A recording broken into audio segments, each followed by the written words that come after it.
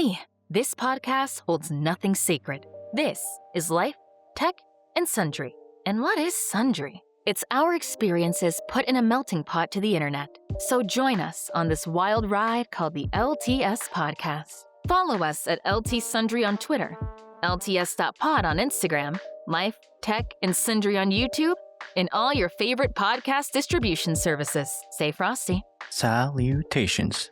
I'm Marcos Lopez, and you've tuned into LTS Out of Office, the show where we check the pulse of the future and find out, well, it's flatlining. Today, we're diving into an exclusive market where elite DNA into an expensive software subscription model. It's a dark, computer-driven race to program the perfect child. If you got the cash, for starters. Basically, it's a callback to a classic. To the genetic origin story of Superman's home tested backwards. What kind of bizarro world are we living in? If AI is rewriting the code of life, at least nobody can blame us for the typos. So, this is the $50,000 genetic. Guess what? It's and under commercializing Embryo rank. Let's kick this off by looking at how top biotech companies are making human embryo selection a pricey, competitive market for behavioral and basically treating Vought International from the TV show The Boys less like a superhero satire and more like a real business. Kicking it off with the exposure. This isn't science fiction guesswork, basically. It's a real paper trail. Secret undercover footage dropped by a UK group called Hope Not Hate. Got a Guardian newspaper blew the doors wide open on a secretive US tech startup called Heliospect Genomics. What is it, like economics and genome? I don't know, something like paywall. Basically, if you've got the $50,000 to put down or burning a hole in your pocket, they will quietly check you out and run a deep computer analysis on a batch of 100 IVF embryos. Basically, they have something in their stock and they're checking what's most compatible for you and what you want. They are literally turning human reproduction into a luxury shopping list. We're just checking for terrible inherited diseases anymore. Heliospect is pitching a calculated predicted boost of over 6 IQ points. Which embryo you choose to click print on spec sheet. It gets weirder, by the way. Their data pipeline, multiple pipelines, lets parents filter for looks and body types, if you will. Sorting embryos by predicted height data and picking the one with the lowest chance of what they're looking most of the time is weight issues. The dark here's the absolute craziest, mind-boggling part from the undercover tapes, if you will. The staff were casually discussing future updates designed to score embryos for behavioral profiles, specifically tracking traits for, quote, dark triad, end quote, which means narcissism, manipulation, and very dangerous. The metric. Why on earth would anyone want this? Because in hyper-competitive businesses and corporate spaces, rich parents are looking to build kids who are made for ruthless success. It's wiping human empathy right out of the gene pool. What's the nuance? Well, let's look at the gray area here. Parents already do everything they can to give their kids an edge, paying for expensive private schools, elite sport coaches, and high-end tutors. Is it really out of this world if they got the means to use a computer model to sort embryos fundamentally different? Or is it just the natural, terrifying, logical next step for hyper-competitive parenting in a world that feels increasingly difficult to survive in? Please let me know in the comments. Let me know. If you had the cash, would you do it? Now, fair is fair. Screening embryos isn't a brand new concept, and it saves lives every single day. Traditional genetic screening parents children from inheriting devastating, fatal even, medical conditions that cause immense suffering to everyone involved, from the parents to the child with said disease. But with this service, they can basically, there's already services that removes this, but this brings it up to the other level. Well, the science itself is beautiful, by the way, and necessary. The problem isn't the medical breakthrough. Like always, it's the wealthy corporate market corruption, basically corrupting it into a vanity playground. You're wondering how a startup can get away with selling high-end genetic ranking without a massive public backlash. The answer, unfortunately, is simple. Don't pitch it to the general public as a product for humans first. You hide the technology behind a much better story. The public conditioning, the quote, one-letter tweak. So corporate PR, which stands for, by the way, with public relations, not the other one, which is, I think, personal resources. This one, it's public relations. So corporate PR uses cute animal stories to slowly get people on board with human gene editing, creating a weird new, quote, begonia, end quote. What does it mean? Well, it's a modern ritual where powerful people promise a superior human will emerge from our, quote, unoptimized, and they try to pitch you a better future with their procedures. They're trying to say you're lacking, so you pay us and we'll make your future better. The glossy PR. How do you get the public to accept this without panicking?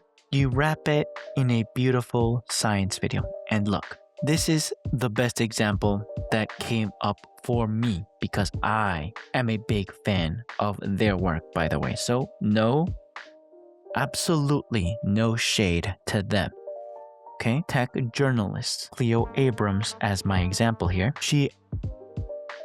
Her actual documentary work is top tier, incredibly smart, and visually amazing. And she did a fantastic job shining a spotlight on any subject that she puts her mind on, or her and her team that they put their mind on, including of the extinction by Colossus,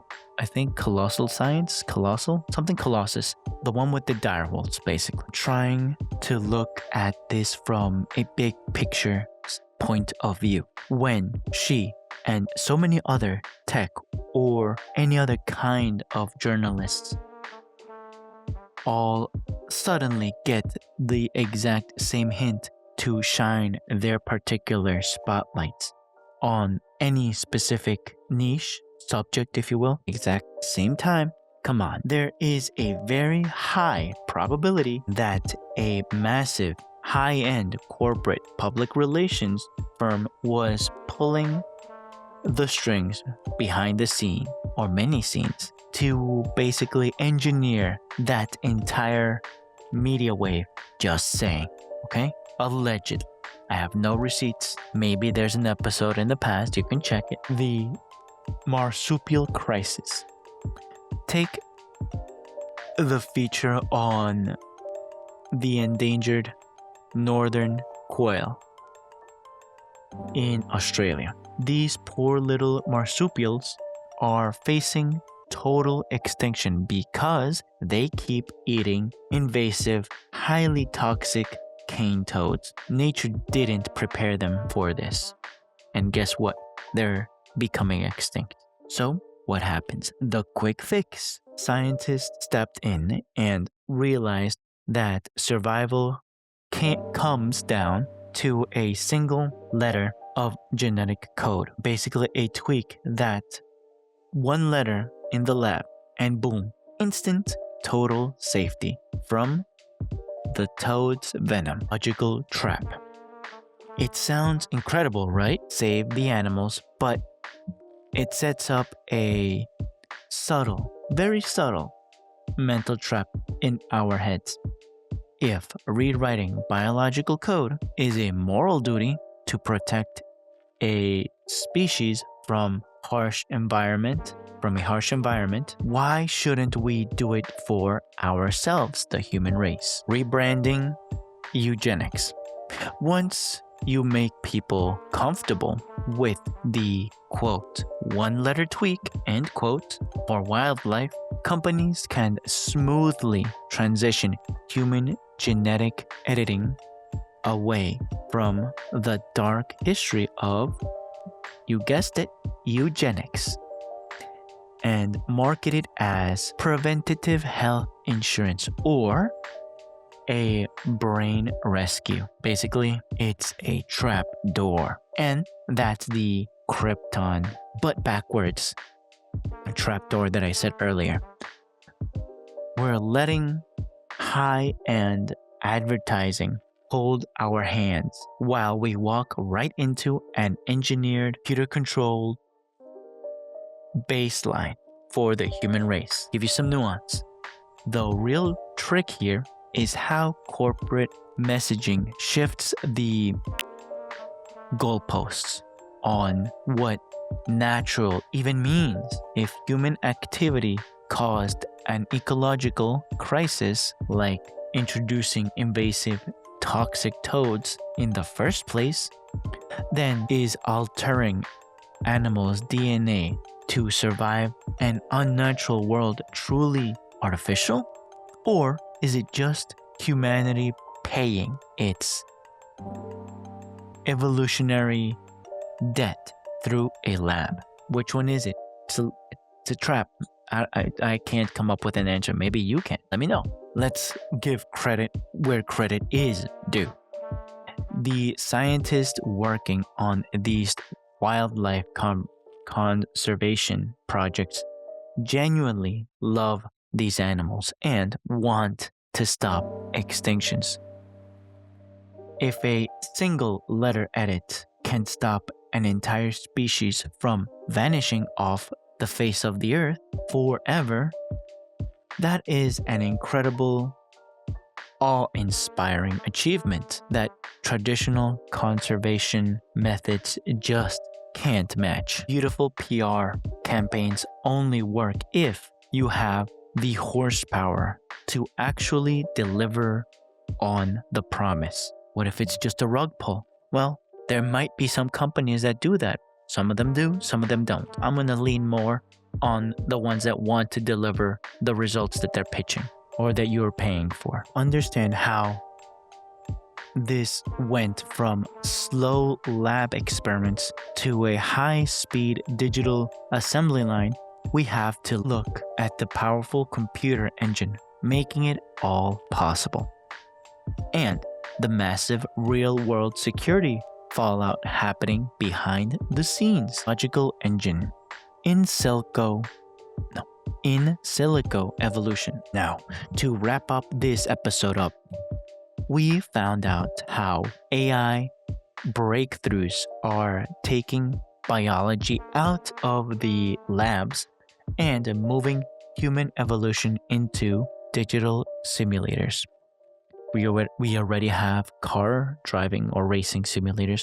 We have truck driving simulators. There's a whole genre of simulators of planes, of video game streamers, all those things, maybe even war simulators. So why not make it with our DNA, basically? Which brings us to this scary point where fancy lab setup feel a bit too much like the crazy corporate world of Vault Tech from video game Fallout and now TV show.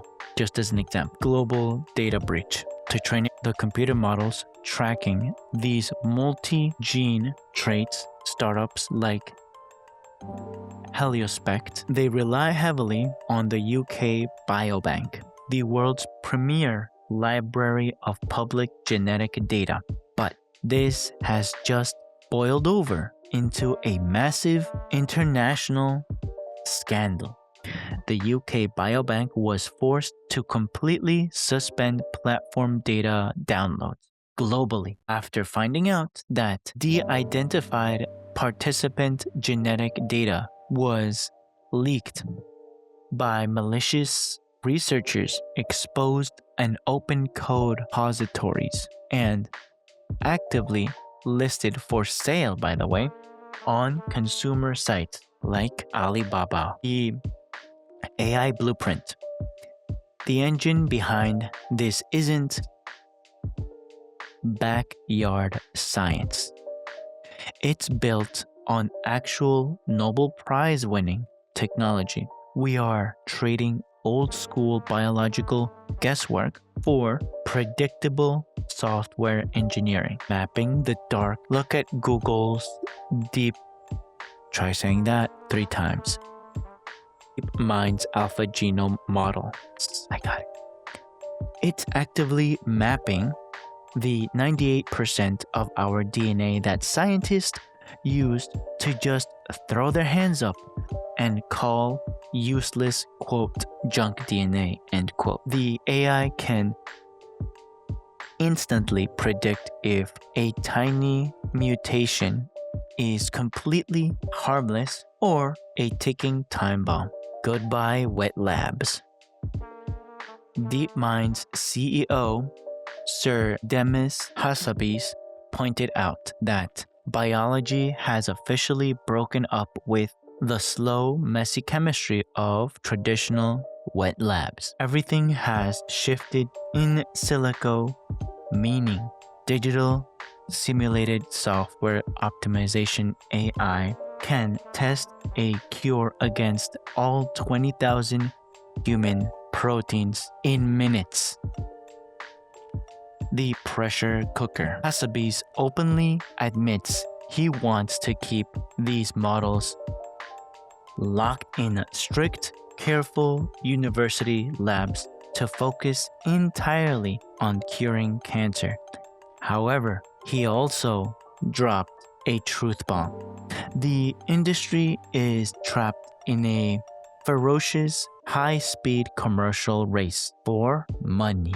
Like always, they need sponsors, but at the same time, if they show their work, they're gonna lose it to bad actors. Well, here's a loophole. Pressure creates a massive loophole.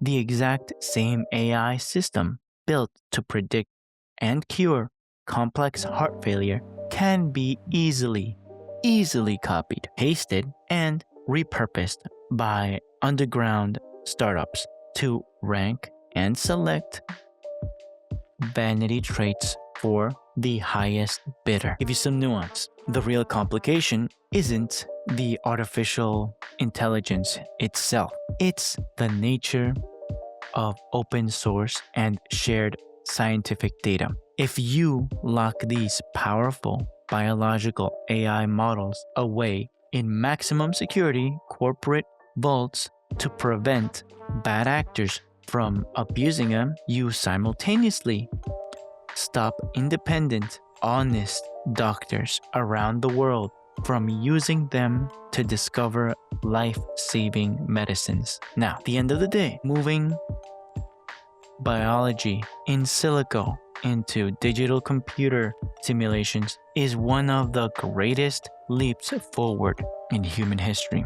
Being able to test a drug's toxicity against all 20,000 human proteins in a computer simulator lab means we are closer than ever to completely wipe out diseases. For example, cancer. That's the state of the upgrade cycle, where the future isn't a sci-fi playground with flying cars, especially with the gas prices right now, but a spreadsheet managed by a big investment firm quietly rewriting your biological code.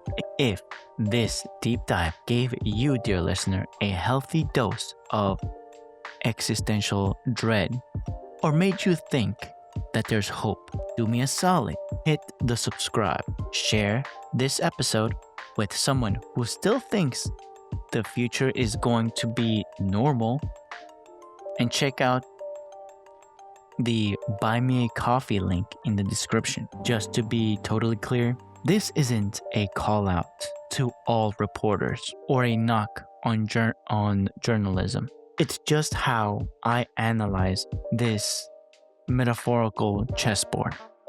When you see a sudden massive highlight on any niche matter, you have to look broader corporate picture and realize that PR companies wanted a spotlight put there for a reason. Producing these out of office shows takes a dangerous amount of caffeine, and tossing a few bucks in the virtual jar is what keeps the lights running, even if on power save mode, without selling out to corporate bosses. Until next time, stay natural, watch out for the upgrade prompts, and I'll catch you on the next episode. Stay frosty.